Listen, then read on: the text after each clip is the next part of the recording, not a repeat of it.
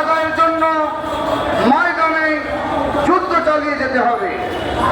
যতক্ষণ না পর্যন্ত এই যুদ্ধে বিজয় অর্জন করতে হয় ততক্ষণ পর্যন্ত গায়ে রক্ত দিয়ে হলেও ইতিপূর্বে দেখা গিয়েছে যত আন্দোলনে সফল হয়েছে সেই আন্দোলনের ভিতরে সফলতার একমাত্র কারণ হচ্ছে মানুষের রক্ত যখন জমিনে ঝরে যায় তখনই সেই কাজে বিজয় অর্জন হয়ে যায়।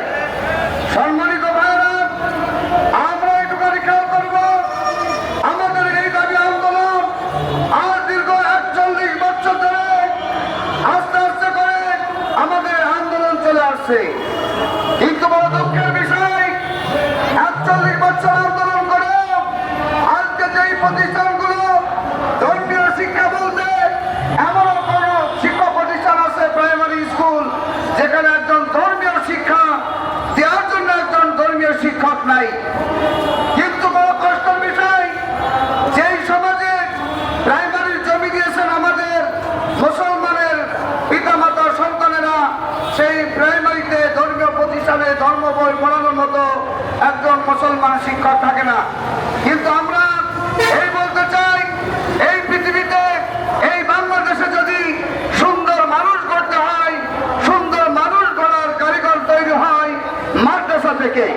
মাদ্রাসায় যখন বাচ্চারা লেখাপড়া করে ওই বাচ্চাদের অন্তরের ভিতরে আল্লাহ তাআলার ভয় ঢোকে, নবীর আদর্শ ঢোকে। আর আল্লাহর ভয়, নবীর আদর্শ যার ভিতরে স্থান করে নাই সে কখনো অমানুষ হতে পারে না। আমি সরকার বাহাদুরকে বলতে চাই, এই বাংলাদেশে যত রাজনৈতিক দল আছে তার মধ্য দিয়ে যত পেশাজীবীর মানুষ রয়েছে তার মধ্য দিয়ে ইবতেদায়ী মাদ্রাসার সকল শিক্ষক শিক্ষিকারা যেই পরিমাণ নীরবতার সাথে, যেই পরিমাণ ভদ্রতার সাথে, যেই পরিমাণ তাদের ন্যায্য দাবি করতেছে এটা অন্য কোথাও নাই।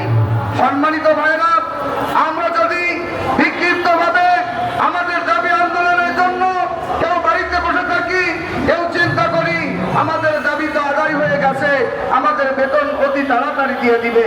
কিছু প্রতিষ্ঠান রয়েছে তারা ভাবছে যে আমাদের অভয়নগর থানার ভিতরে 3টা প্রতিষ্ঠানে তারা বেতন পেয়ে গেছে, তারা বেতন হয়তো নিয়েই চলে গেছে, এই আশায় তারা বসে আছে।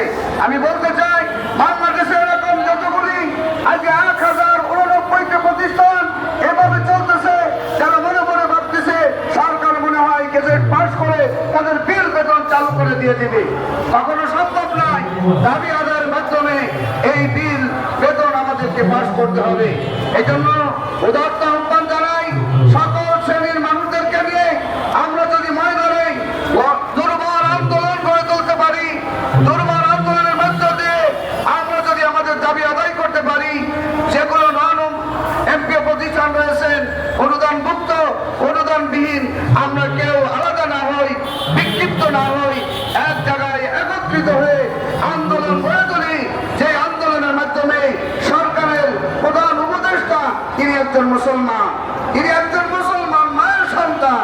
কেন তিনি বুঝলেন না যে এই মুসলমান হিসাবে তাদেরকে প্রথম জীবনের রাসূল কারীম সাল্লাল্লাহু তাআলা আলাইহি সাল্লাম বলেন, যেই ব্যক্তির প্রথম বাক্য হবে কালিমা, যেই ব্যক্তির শেষ বাক্য হবে কালিমা, তার জীবনের অর্ধেকটা মাঝখানের সময়টা আল্লাহ তাআলা গুনাহ মাফ করে দিবেন।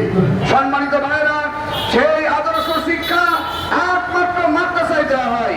সেই মাদ্রাসা থেকে প্রত্যেকটা সন্তান একটা সুনাগরিক হয়, আদর্শ